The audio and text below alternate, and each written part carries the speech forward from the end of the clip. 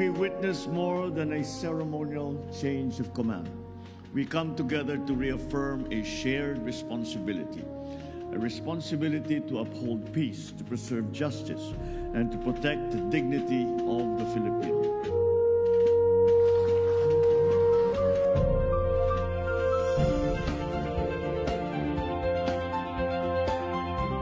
Mula Luzon hanggang Mindanao, maging lowland man o upland farming, siguradong may maasahang sistemang patubig ang mga magsasaka natin.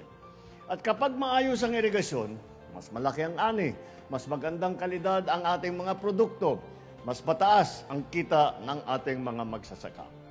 Sa pamamagitan ng mga sasakyan at gamit na ito, may pagkain sa hapag at mas matatag ang sektor ng ating agrikultura.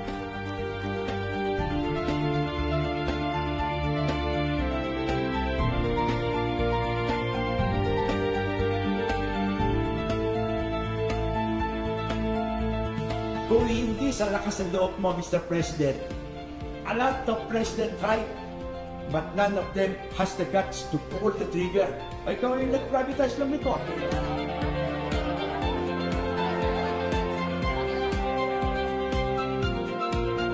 Kasi madalas, yung mga pasahero dumarating 6 hours, 8 hours before the flight, galing probinsya.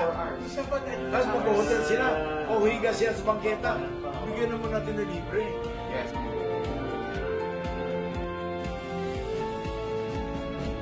We are honored that Prime Minister Wong has accepted our invitation and made his first bilateral overseas trip since securing a fresh mandate from the people of Singapore. Singapore remains one of our country's most important investors. I express my hope that we will remain an important destination for these investments and that the collaboration of our private sectors, both in the Philippines and in the region, will further deepen and adapt to global developments. The Singapore-Philippines relationship has never been better. It is a partnership that has been carefully nurtured over the decades by successive generations of leaders and officials. It is built on a high degree of mutual trust and respect, and it has enabled mutually beneficial cooperation over a wide range of areas.